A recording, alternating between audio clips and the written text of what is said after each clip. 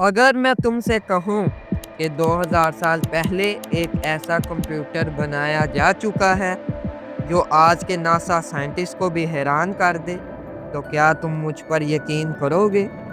जी हाँ, यकीन करना थोड़ा-सा मुश्किल है, लेकिन ये बिल्कुल सच है।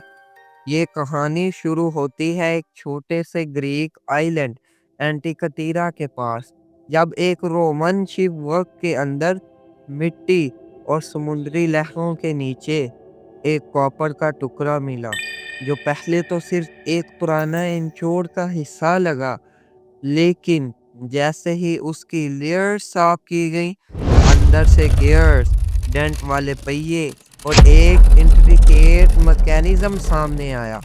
इसमें ऐसा क्या था कि साइंटिस्ट हैरान हुए।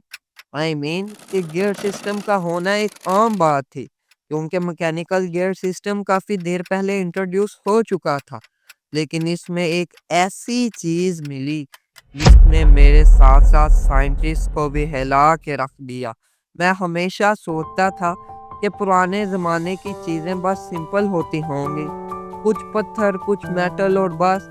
लेकिन जब मैंने पहली बार इस पुराने ग्रीक आइलैंड की कहानी सुनी, तो मेरी सोच ही बदल गई। साइंटिस्ट हैरान इसलिए हुए क्योंकि एंटिकटीरा मैकेनिज्म अपने टाइम की किसी भी नोन टेक्नोलॉजी से लाइट ईयर्स आगे था।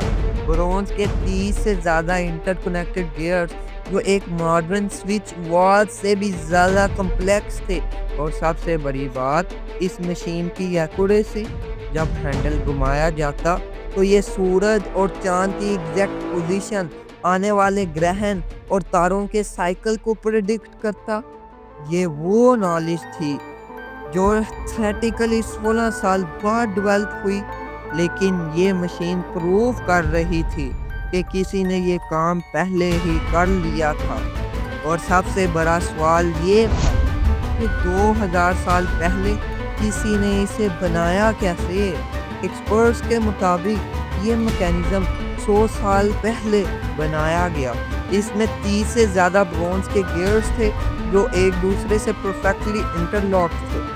जब इसका हैंडल घुमाया जाता तो ये सूरज, चांद, ग्रहण और प्लैनेटरी मोशन की एग्जैक्ट कैलकुलेशन निकालता।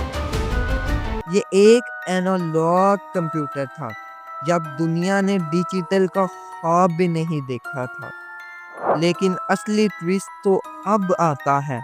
मॉडर्न साइंटिस्ट ने जब इस मशीन को एक्सरे स्कैन किया, तो इसके अंदर लिखी हुई मिस्टीरियस ग्रीक इंस्क्रिप्शंस मिली। इनमें एक कोड था तो ये बताता था कि ये सिर्फ एस्ट्रोनॉमिकली कैलकुलेटर नहीं, बल्कि एक पूरा नेविगेशन और प्रिडिक्शन सिस्टम था जो समुद्री सफर में फ्यूचर वेदर को प्रिडिक्ट कर सकता था। एंटिकटीरा मैकेनिज्म एक ऐसा राज जो आज भी साइंटिस्ट के लिए एक पहेली बनी हुई है।